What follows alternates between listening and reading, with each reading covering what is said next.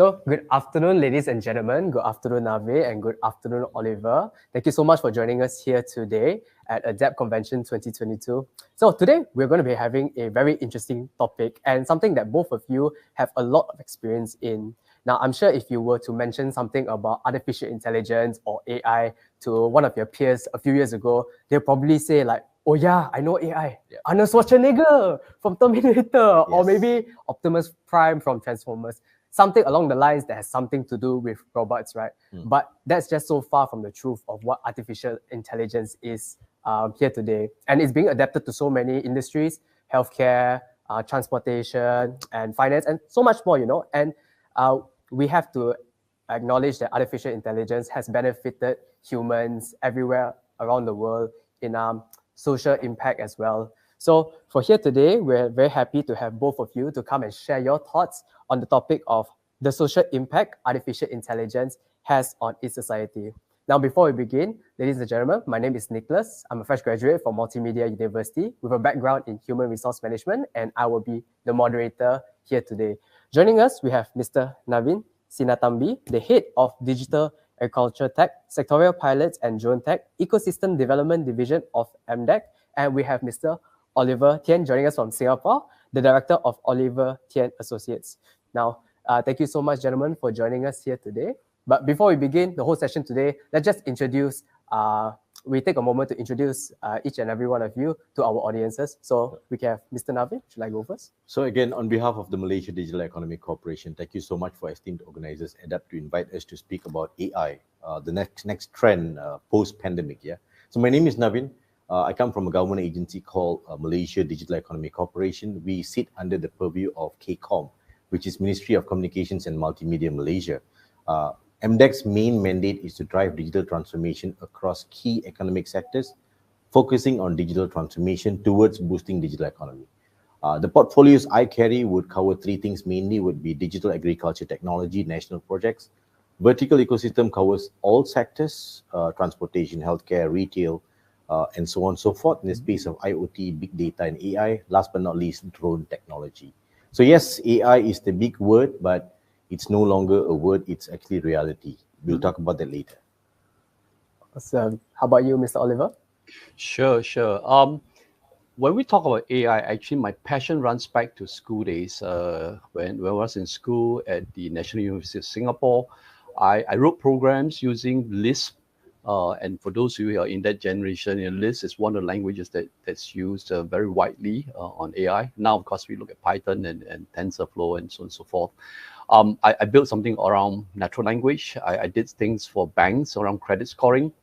So spent most of my time with the multinationals, the likes of Hewlett Packard and Accenture.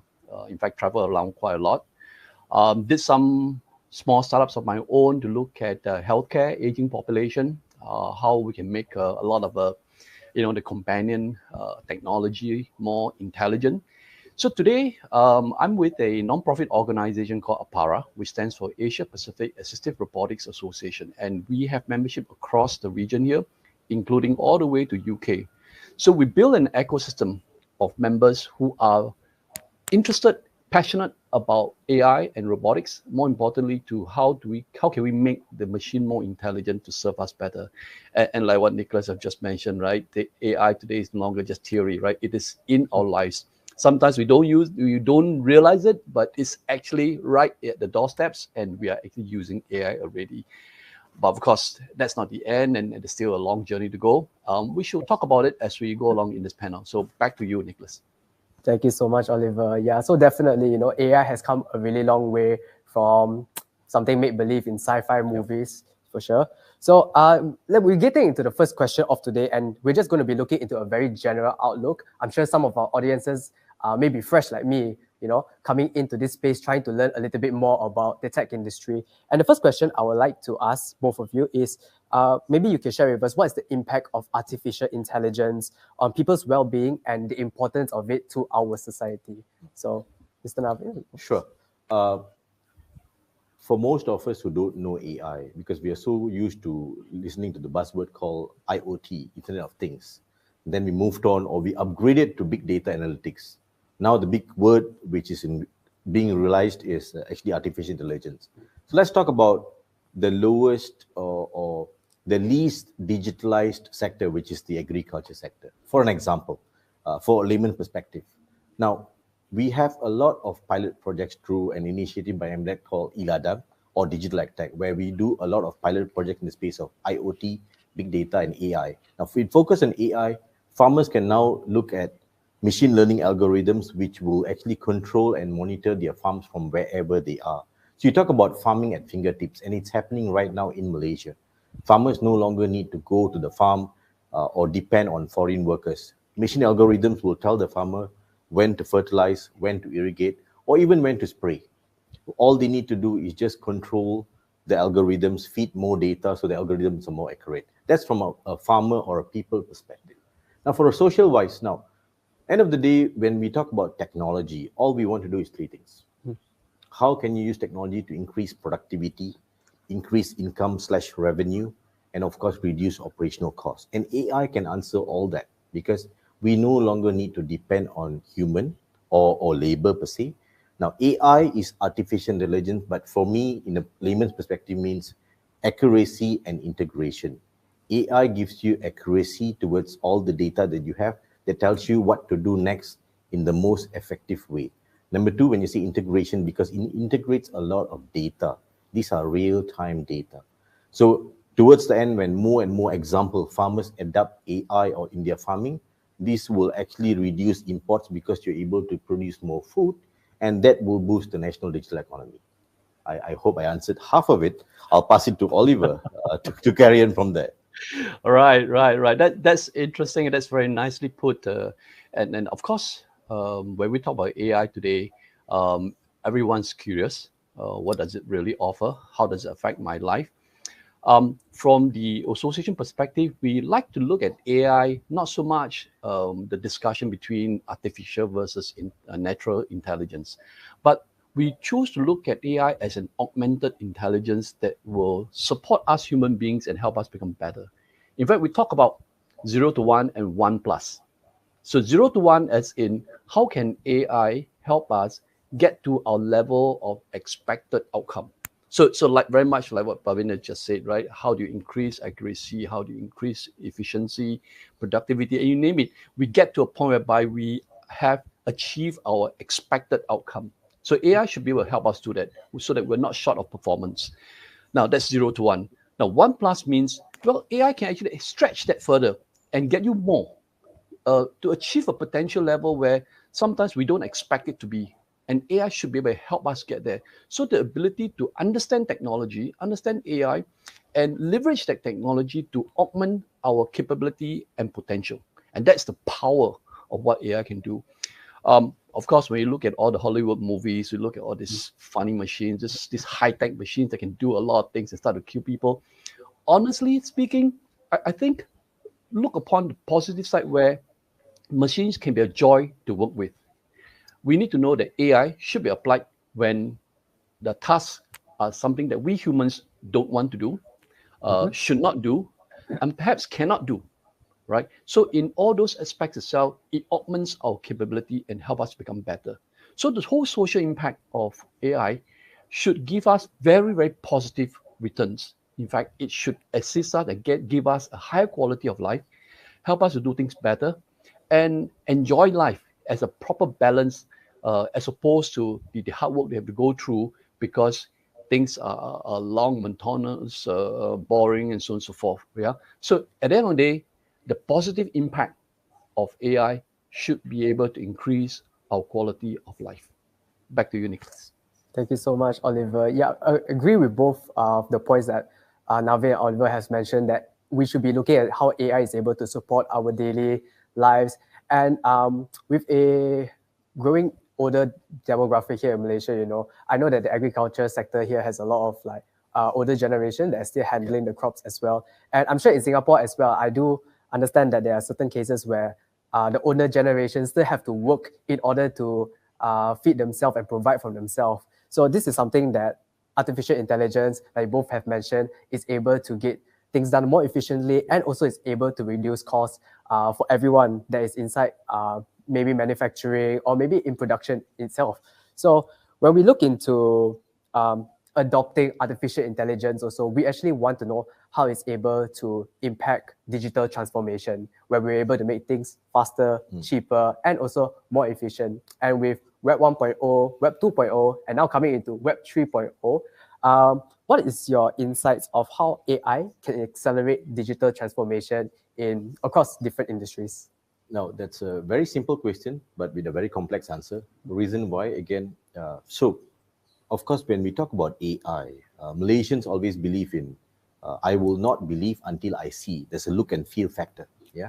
So we started doing a lot of pilot projects across agriculture, transportation, retail, healthcare, using AI to see whether technology works and what are the outcomes we can see. Again, touching on agriculture, and the reason why I'm hopping on agriculture here, because agriculture, which is the least digitalized sector, is already using AI. And if agriculture is using AI already right now, the other sectors are already advancing in AI. That's reality, and that's happening now as we speak at the conference, right? Now, for pilot projects for agriculture, let's talk about chili. Malaysians love chili. Nasi lemak is our go-to breakfast every day. Through AI, chili grading systems that we have done, farmers are now able to increase their productivity up to 20%. And I don't want to be a typical presenter saying 20%, 30%. I'll give you numbers. 20% to a farmer who is using AI-based chili grading system is now generating an additional income of 2,000 ringgit per month per acre. Now, that's from a farmer's perspective. Imagine manufacturing, retail, transportation will be double, triple times the amount. So it's about improving livelihood of the many. End of the day, you can go to an organization or an individual or even a society and tell them, hey, use the best techs of the world. Their first question would be, okay, will that generate more revenue, income? Would that make my life easier? Would that reduce my costs? If AI can do all that, and AI is already doing all that as we speak, they would be happy to adapt it. 3 years ago, before pandemic, you talk about AI, people do not know. Like you said, it's the robot, it's the transformers of the world, the terminators of the world. That's how we perceive AI, robotic arms and all that. But AI is far more than that. We have drones using AI to do mapping to tell you exactly which land is fertile, which land is least fertile, which land needs more irrigation. So farmers do not need to waste money. Same goes to healthcare. Surgical procedures are now done using robotic arms captured with AI cameras and all that. So AI is already happening as we speak. That's numbers, and these are great numbers which has been validated throughout the country. As and when we do more and more projects across all sectors, we are able to see the real benefits and outcomes of AI. Pass it back to you. Oh, okay. How about Mr. Oliver? I think those are very good points that Pravin have just brought up. In fact, in the whole process of digital transformation, it is extremely important we know what technology we want to leverage, from IoT to AI to any other robot automation process. The end goal is to be able to support our livelihood and eventually give us better outcome. Now, to do that, I believe organizations must understand that it's not an overnight affair. It takes a few steps to get there, right? So when we talk about digital transformation, it is important we know that we are able to first convert analog data into digital data, right? The conversion of analog information to digital information, and that's what most people will talk about, digitization, right? To digitize your information is key, because if your data is not in a format that can be processed by the system, by the technology, it really can't get you very far. Second step is really the digitalization of the process itself. So once you got the data in place, you must organize your process, you must get it into efficient mode, and apply algorithms, apply the right techniques to get a job done properly. And then at the final process is where you got to start to relook at how your business can be digitally transformed. You may have to look at expanding your business horizon. You may have to look at new ways of doing things. So from a data conversion to a process improvement to eventually business expansion. That's how AI can help. And AI actually plays a very important role in speeding up the whole process, right? So when people talk about AI and machine learning and data analytics. Those are actually part and parcel of the whole process, how it contributes to the digital transformation effort itself. So that becomes very important. I recall that at one point in time, a recruitment company came to me and say, "Hey, Oliver, I want to apply AI because I read so much about this," right? So in the whole consultation process, I realized that a lot of that data is on paper files, right? They have this huge cabinet with all the data of all the candidates and the job search, and they say, "I want an AI system in 3 months." And I said, "Hey, that's not going to be realistic, right? You don't even have those information on a Excel sheet, not to say a proper database. Yeah, how are you going to process that?" So the businesses need to understand that the conversion of analog information to data, digital data, is probably one of the very important first steps. And in that process itself, users must understand how to use this data, right? So when we talk about farmers, we talk about teachers, we talk about different users of technology, the reskilling of users of technology is going to be a very important process. In order to do that, they have to spend some time thinking about what they want to do next, and business leaders must help them, guide them through this whole process. And AI can support that, because AI can, in the process of redefining the way things are being done, figure out what are the things that humans does best and what are the things that the machine does best, right? And in that way, back to my earlier point, things that we don't want to do, things that we should not do, things that we do not know how to do, get a machine, get AI to do those jobs, right? Let human do the job that we're best at.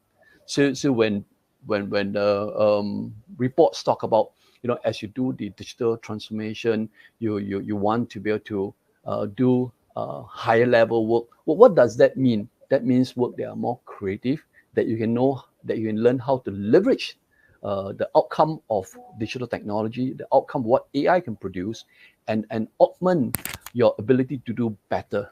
So if you look at how AI can accelerate digital transformation from that angle, it is quite clear, quite obvious that AI can be a great help in the whole digital transformation process. But keep in mind, right, the human must be in charge, right? We should not be slaves to technology. At the end of the day, we must continue to understand technology so that we can be masters of technology. Back to you, Nicklaus. Thank you, Oliver. Yeah, I was reading from your bio, and this one keyword stood out among everything, and that is that humans have to be the masters of technology. And what you say is very true, that there's a learning curve with everything, and especially artificial intelligence. So a question that popped up in my mind is that we have, this very wide demographic. We have youngsters, kids at a very young age who are already using tablets, and we have also maybe more senior citizens who are still trying to learn how to use like a smartphone as well, So there is definitely a learning curve when it comes to artificial intelligence as well. What are some of the methods that the people from different walks of life and age groups, how can we support them in developing and also integrating artificial intelligence into our daily lives? So maybe we can have Mr. Oliver to share on the topic first. Sure. I would love to start on the topic because I work on a couple of projects in that sense itself. So one of our slogans and one of our project is connecting the young ones to the young ones, right? ONES, the young ones, the kids, to the young ones, ONCE. Now, that is the big challenge, right? And Nicklaus, you hit the nail on the head, right? The young ones are good with the tablets. They touch the screens. They can swing it around and get things moving. Whereas the elderly are less agile in a certain way. The precision technology is not there. So what can we do to get them to come together and find that common space? Now, it is very common for young kids, right? 8-year-old, 9-year-old, and say, "Akong, don't touch my machine, you spoil it." Right? Because they know the elderly are not that savvy with technology. But I believe if we give the elderly a chance, we help to educate, we try to find a common platform for them to work together, it would help. Well, those who are probably in the 60s and beyond will probably have played with card games, board games, right? But if you get the young ones, the kids, to play with card games, it's too boring, it's just too slow, right? So what can we do to bring the two together? So in some of the projects that we do in connecting the young ones to the young ones, we try to do that. We try to have a platform where the elderly can still continue to use the traditional method of the card game, throw the dice, whereas the young ones could spin with their mobile, and both could coordinate a platform that share different forms of inputs so that they can all enjoy, they can all appreciate, and build that motivation, especially for the elderly, right, to want to do it. I read a lot of Alvin Toffler's book, and one of his book, The Third Wave, is always very good advice to me, right? He says that the illiterate of the 21st century is not those who didn't study, who didn't make it, but really those who do not know how to learn, unlearn, and relearn. Now, the relearning part is very important, right?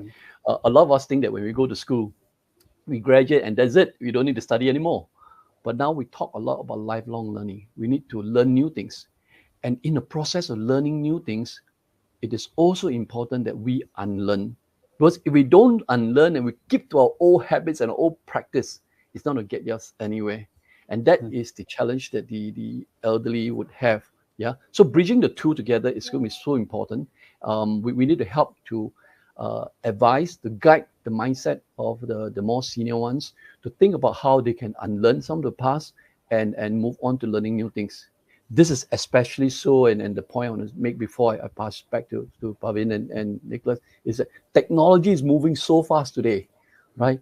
You know, we change our TVs probably every, I don't know, 6 months, 9 months, 1 year, max. In the past, we'll keep a TV for a long, long time, right? But today, our mobile phones, every 9 months, there's a new version, and the young ones will get to upgrade and change. Yeah. So technology is pushing us to unlearn and relearn, and that's very important. Back to you. Yeah. Navin, how about you? Cool. Oliver, I have to take your quote here. The young ones and the young ones, right? I think that's really nice. But reality on the ground is, for example, when you talk about technology, you go back, you tell your kids, hey, do this the manual way, clean the house the manual way. They will probably say, you do it yourself. That's reality. But when you give them an iPad or a tablet or a smartphone, smart gadget, they just get excited. In MDEC, we realized that technology is what is the key to attract the younger ones and the younger ones, the CE and the OLES, to go into technology. I mean, parents can be aging, but who once thought, I do not know how to use WhatsApp. They are now on WhatsApp, Waze, Twitter, whatever. The list goes on. Everybody is on smartphone, from different age groups. Yeah, so that's reality. Technology is here to stay. COVID gave us a lot of challenges. Everyone, it was a nightmare per se. But COVID also taught us a very important lesson. Digital technologies are here to stay. They are not conquering our life. They are just here to complement and make our lives easier. So on that ground said, at MDEC, when you say, how do we get more and more people to know about AI, the benefits of it, 3 things or 4 things. Number 1, we do a lot of pilot projects at different scales, different associations. Yeah, so people get to look and feel and see what AI can do for them. Number 2, we do a lot of trainings. Now, we can have the best techs of the world, best drones in the world flying around carrying AI cameras and all that. But if you do not know how to operate the drone, it defeats the whole purpose. So number 2, trainings. Number 3, we also have an initiative called My Digital Ninja Movement, where we train students at a younger school, primary school, on how to code machine learning algorithms. And this is happening in Malaysia as we speak. So it starts from a very basic school level. Kids nowadays learn how to code because technology is here to stay, like I said. Last but not least, we also do a lot of hackathons. So AI works based on data. Yeah. So it needs, like you said very correctly, Oliver. I know you mentioned manual data and digital data. I'm just going to make it a little twist there. Structured and unstructured data, or manual and digital data, whichever way you want to say it. But we give them a lot of data sets. We give them problem statements, which is what industry needs. We give them about 2 days.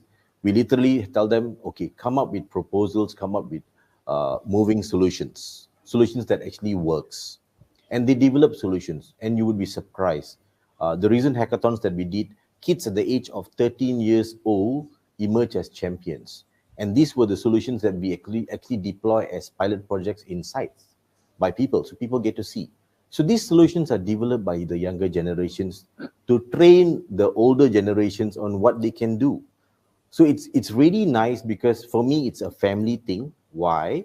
The older generation feeds data. They have tons of it, not knowing what they can do with it.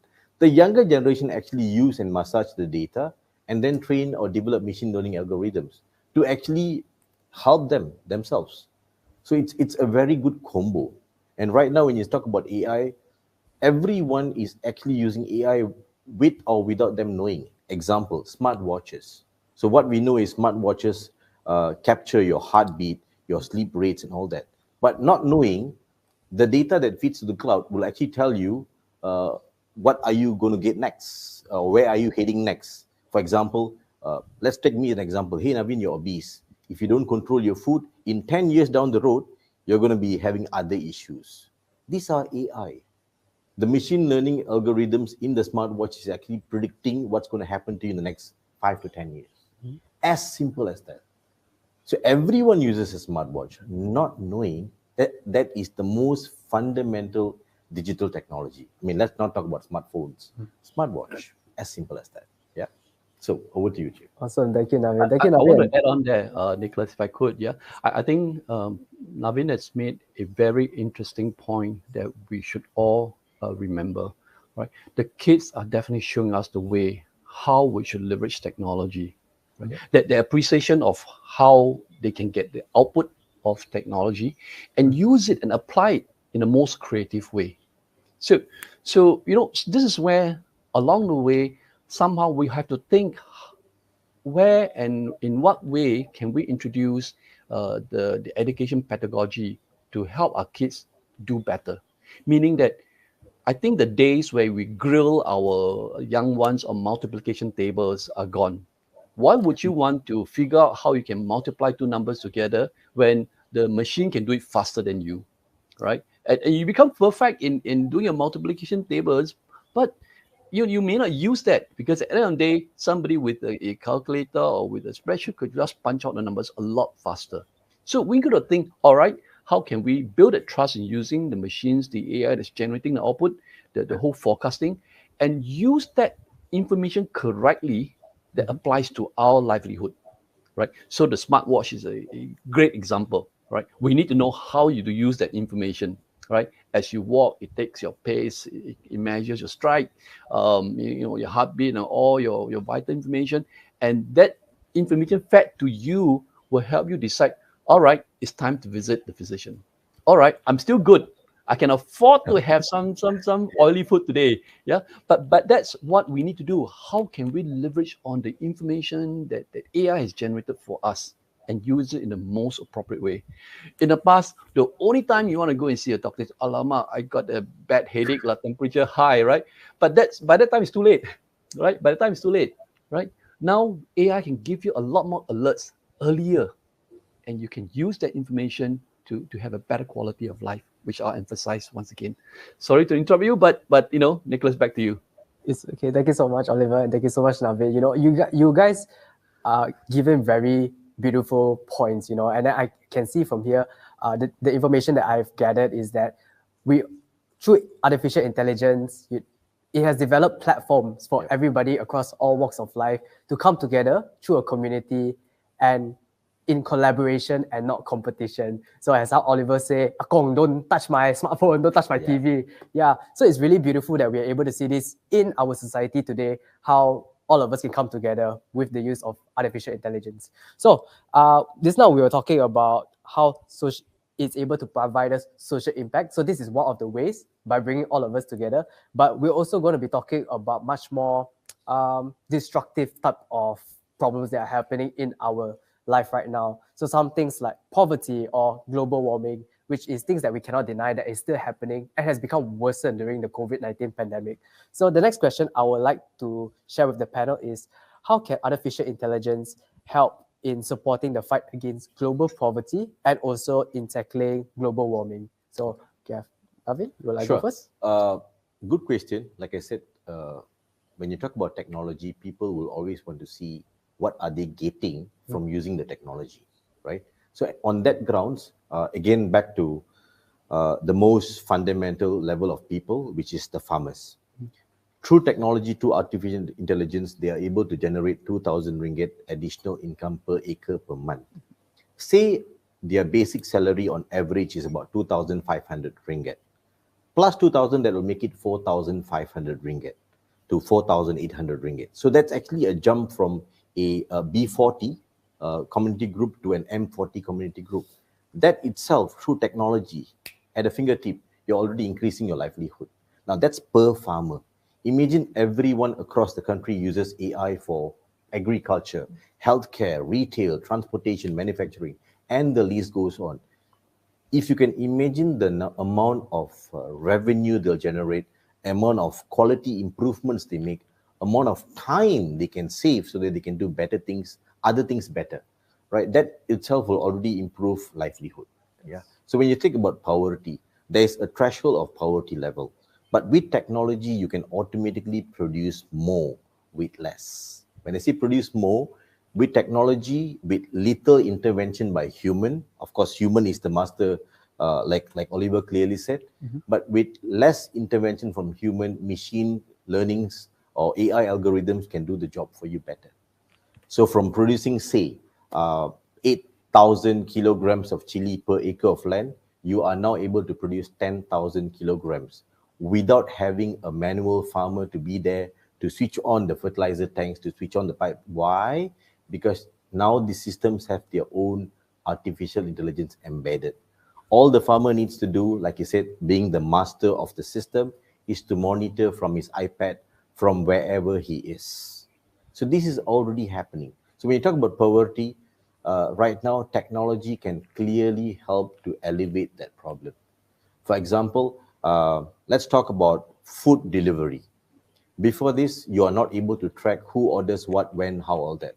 Right now, you can now track, using AI algorithms, track which location has the highest density of people orders, so you can target that particular area. And these are the people who will have immediate access to food. So all these will automatically make lives easier. Of course, people spend less money, less time, less effort, and they get more. The whole idea is you get more with doing less. So that itself will already answer the poverty level. Because farmers, let me just quote you, in Kuala Langat, Banting, chili farmers are now already making the truth fact that they are already moving from a B40 category to an M40 category. If farmers are already using that, and I'm not touching the other sectors yet, the other sectors who are already advanced will be actually earning more and doing more. Oliver, I think I'm going to hand over the stage to you to continue the journey, Chief. Sure. But those are certainly very, very great examples. But having look at all those positive side of things, and I guess somewhere hidden in that question that Nicklaus asked is, what if the negative side pops up, right? How do you deal with it? Yeah. And we got to think about this. And maybe let me play the devil's advocate. So if somebody has all those information, right, what do you think they would do with it? So let's take the example of healthcare data, right? So if I do a lot of this motion, and the AI captures all my data, my pace, and realize that my heart condition is deteriorating, right? And this information is stored somewhere. The responsible use of that information is so important, because if the insurers get to know of it, they say, oh no, the life journey could be shorter. Hence, I need to increase the premium. Yeah. So then, is that a appropriate use of that information? So we talk about responsible technology, responsible use of data, and all this needs to be probably guided by certain standards and policies, right? Just about a month ago, the US passed a AI rights bill, right? And this is interesting. I didn't get a chance to finish reading everything. It's 176 pages. Yeah. Wow. But yeah, I mean, I can send you a copy, but it was just published a few weeks back. And it was interesting how I think the US is starting to look at, hey, if we have all this information, the good side, the sunny side of using the data is great. AI applied appropriately is great. But what if somebody takes that information and use it to a commercial advantage? right? And when we talk about poverty, right, our goal, of course, is to raise every standard. But here we have a not so responsible person who use it against the people and bring down the poverty again, because you have a few who make it good and the rest may have to suffer because of it. So, at the end of the day, it doesn't help. So I think standards and guidelines are going to be so key, and governments will have to play a part. I'm really glad the US took the first step in publishing this 176 page of AI rights bill for commercial entities to explore. In Europe, UK in particular, there is discussion around how we should audit AI systems. If there's certain, corporate responsibility that organizations have to stay with, right? What is in place to audit the use of AI? So, a nice and interesting job. I came across this company called Ethical AI, and they have got consultants who go in and audit companies that apply AI and make sure that they are not, that the outcome is not biased, it's used in the right way, and it follows certain standards. Around the globe today, really, there are many institutions that have been set up. So, for example, the University of Oxford has set up an organization called Responsible Technology Institute, right? And this provides certain guidelines. They look at certain pilots. They support auditors, AI auditors who look at the application of AI. And we want to make sure that at the end of the day, we narrow down the poverty gap. Yeah, we want to help everybody get better, and not let a few individuals. This is where the Terminator comes in, right? Use Terminator to do the wrong thing. Yeah, to make sure that we don't end up with the abuse of AI. AI should give us good outcome. It should augment our capability and potential. And I'll repeat this again. It should not be used to destroy humankind. Right. So the talk around responsible use of technology is so important, and slowly and surely we're seeing organizations, countries realize that, and the right process must be put in place, right, to support the right governance of AI deployment. Nicklaus, back to you. Thank you, Oliver.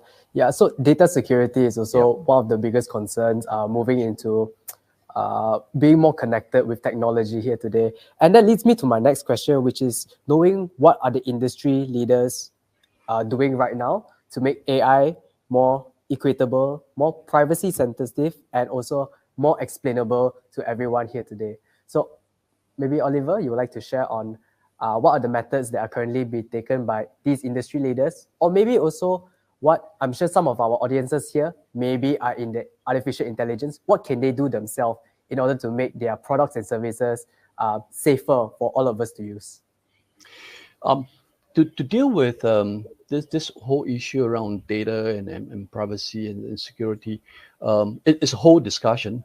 But if we narrow down into looking at how AI can be applied and considered, there are probably a few things we need to watch for.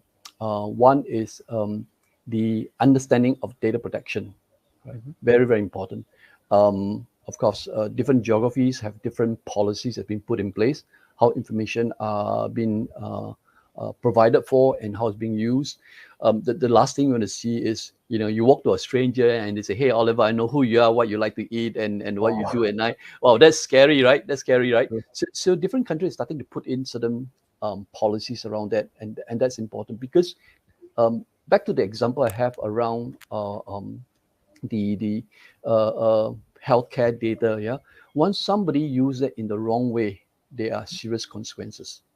And around the world, we hear a lot of issues where data breach comes into a challenge, right? Whether it is organization that is on the e-commerce platform or organization in the healthcare platform.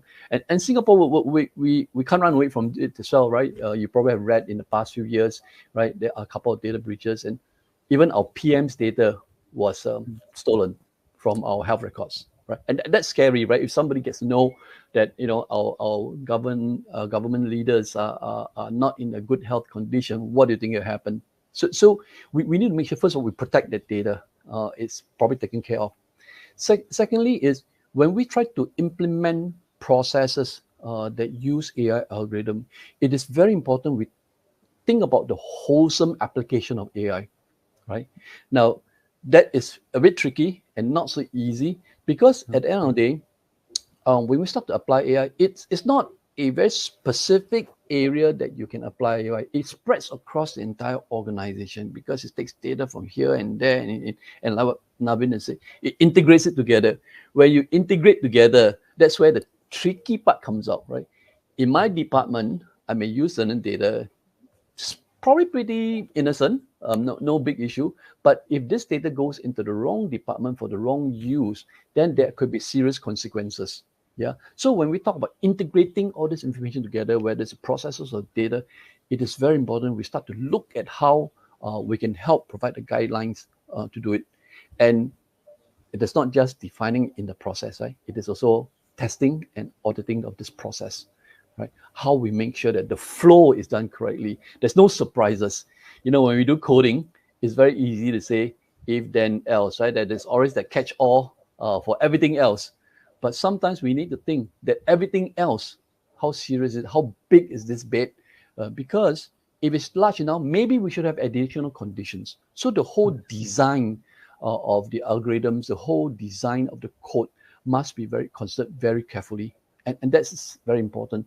So the question that you have, Nicklaus, right, around how industry leaders must make sure the use of data is more of AI is equitable and ensure that, you know, the privacy is taken care of, and very importantly, right, auditable or explainable. And that's what I think the Europeans are trying to do today, right?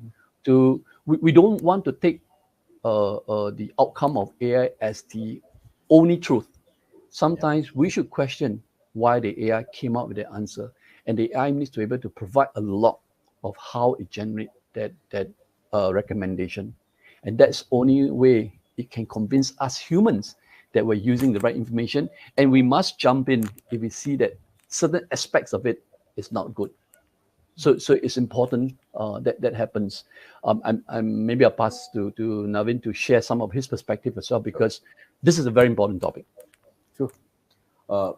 Actually, Oliver, this is the most important topic. Why? Because all of us have tons of data, structured, unstructured data. For Malaysia, as it is, we have PDPA, which is Personal Data Protection Act, right? We also have National Data Sharing Policy, which is being tabled to the Parliament as we speak. So all this talks about data privacy, data security.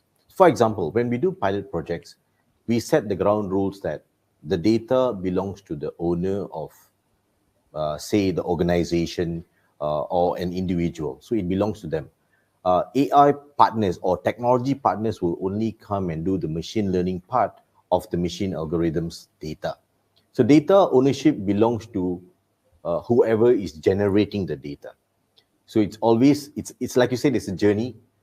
People still needs to understand the importance of not publicly sharing data, which can be private data, and this data can be misused for certain things. However, like I said, there's elements of PDPA, Personal Data Protection Act, there's National Data Sharing Policy papers being rectified right now as we speak. So all this is being in place because as a nation, we do understand that the importance of data and the importance of data security / privacy. Because sometimes when you say artificial intelligence, if using data correctly, it will generate the best of the outcomes. But if it is using breached data or data which is hacked, then it can cause things that we do not want to mention or we do not want to expect to see. So it's about how you get the data to be massaged very correctly in a very safe environment. That's why nowadays in Malaysia, most organizations, we actually have a chief information officer who looks at data credibility to question whether this is right or wrong.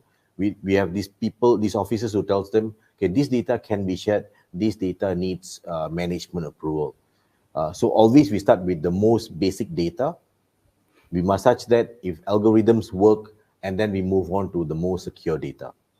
But like I said, policy papers are still being developed, still being rectified. So as and when we train more and more data, I think this will be more affirmed later. But like you said, it's a journey. Right now, if you talk about data, previously people do not know scammers, right? So we happily, the moment you say, hey Navin, you just won a 10,000 ringgit lottery, I would happily share my data. Why? I do not know about data security, data privacy. For me, it's about the 10,000 ringgit. But right now, people are more aware of their data. They do not really openly share data, which is great. It's an awareness program, awareness session or awareness phase where people understand. With policies in place, with acts in place, I think it would be better because with security in place, we can train AI better. Over to you, Ali. Thank you so much. I'm going to jump in here again. So I love to jump in. There's so many things floating in my mind. I love that. And Navin mentioned a very good point. The management, the leadership, right, of organization. They need to know when they can sanction and approve data, when not to. So in order to ensure we've got responsible use of AI and data, the management needs to be educated. Right. It is not the same as disciplining an employee, right? When the data goes wrong, who do you go after? When the outcome is not what we expect, who do you go after? The user, the algorithm, or the developer? And the developer may not be around really, or the designer, right? And as you design, your if then else, the else could be such a big bait that you may not have covered some of these aspects itself. So management need to be a lot more alert. They need to be educated on the implications, the responsibility that they have in managing AI data and the outcome of AI. Over to you again. Thank you, Oliver. Now, in the interest of time, we have another 15 minutes left. So I'm going to be moving on to the more important questions. And the question I'm going to ask, I think it is the most popular question when it comes to artificial intelligence. And that is, will artificial intelligence replace our jobs in the next 10 years, 20 years, or 30 years or so? So what is your opinion on that, Oliver? Well, this is a question that kind of divides those who are for AI and those who probably don't believe in AI at this point in time, right? It divides them, yeah. So those who believe that AI and technology will be able to support them to get better, they will love it, they will jump into it, and maybe something gets a bit over enthusiastic around that. Those that are a bit skeptical, then they will react to it. Part of it, I believe, lies in the clarity of what AI really can do and cannot do, right? Of course, what AI is many years ago, down to the pandemic and now post-pandemic, and the future will evolve because technology, emerging technology will start to come together and converge and contribute to a higher level of capability to support us. So that's going to happen. So as the technology start to evolve and we see more leading technology coming in to be applied, with 5G, for example, data are going to move a lot faster, a lot more variant. I remember the days when I was Hewlett Packard, we did something on e-learning, but the best we can was to do voice over IP. Of course, voice over IP is a very old technology now, right? Now we can do this video call with you live and for me, not on site. And we can do this very quickly and data transmit very fast with no problems. Yeah. So technology is starting to change the way we look at things. So it is very important we start to look at that aspect itself. So will it replace us? I am a firm believer that it will not. I'm a firm believer that it will not, because we human beings will have the capability to adapt.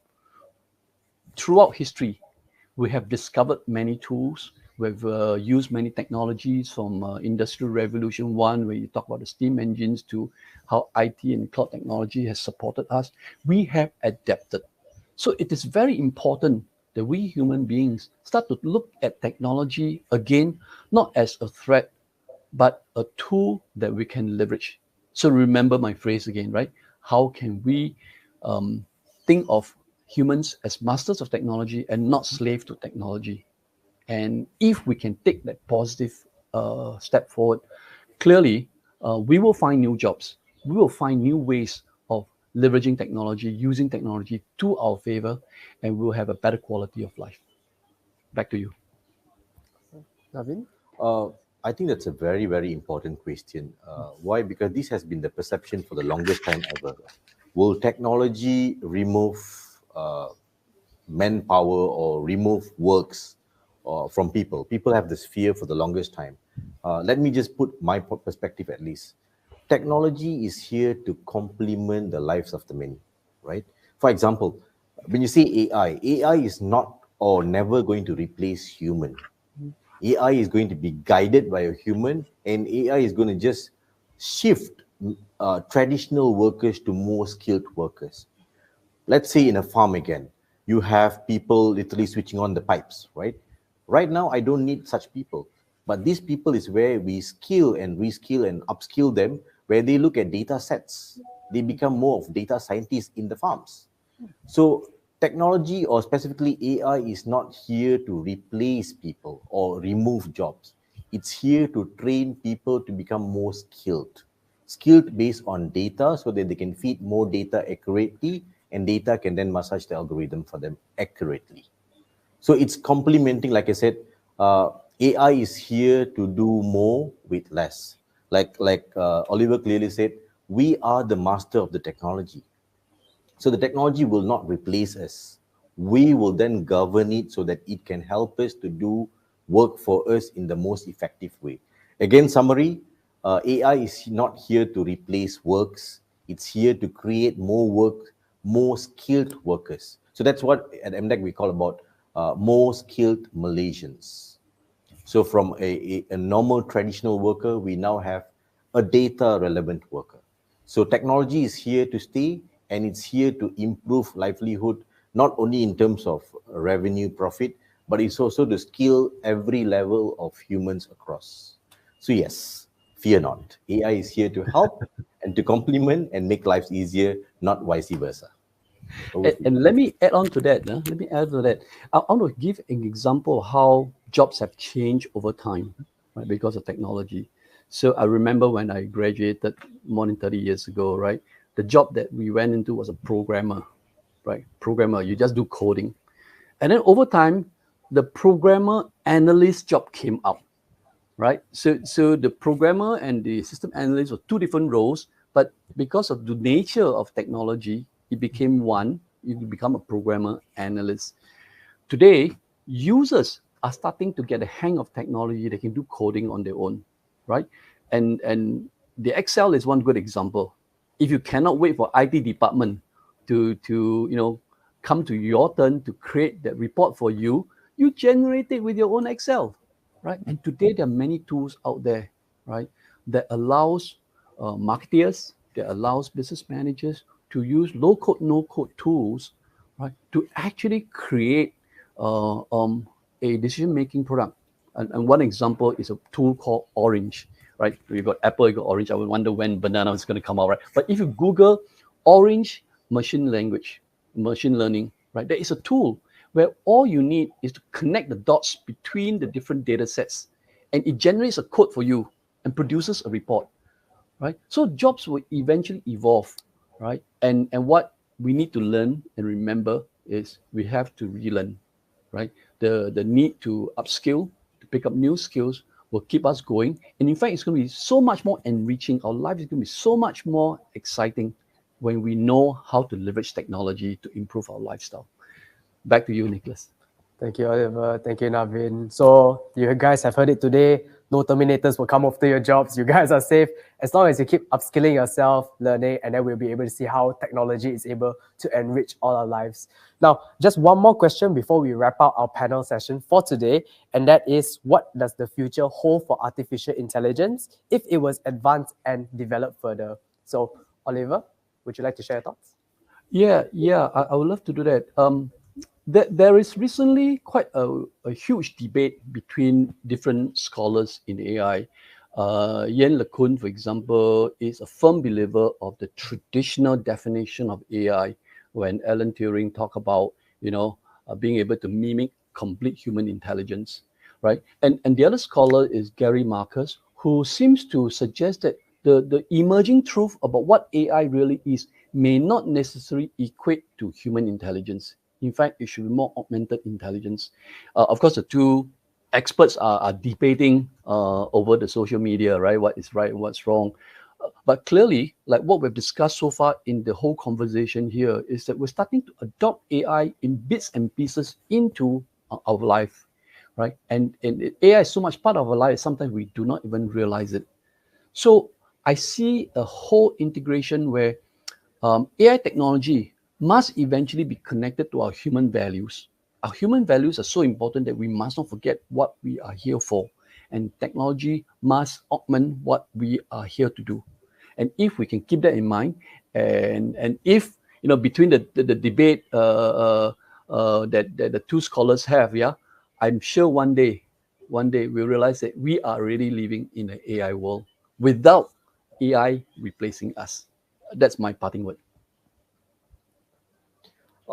I'm going to try to summarize that, Oliver. I think very well said. You captured all the points, but in the interest of time, now AI is here to stay, like it or not. So it's how we want to maneuver AI to get the best out of it. You want more, you have more data set, you train it, you get more. For example, again, back on the farmer side, if the farmer can generate 2,000 ringgit, that's per farmer. Say you have 1 million farmers across Malaysia. If everyone uses AI, we talk about food production. The moment you produce more, you reduce the country's dependency on food import. That addresses national food security. Again, on the agriculture space, for a layman discussion purposes. Now, let's say farmers are able to generate more income with digital technology users. That itself will boost the Malaysian digital economy. And that's what we in MDEC preach, and we are mandated to drive digital transformation. So again, ladies and gentlemen, AI is here to stay. It's right now, it's happening in your screen. Look across your room, it's there. It's how and what you want to do with it. So all the best. Right. Thank you so much, Navin, and thank you so much, Oliver, for joining us here today at our panel discussion. Thank you so much, ladies and gentlemen. We hope you enjoy our panel discussion for today. Enjoy the rest of the convention.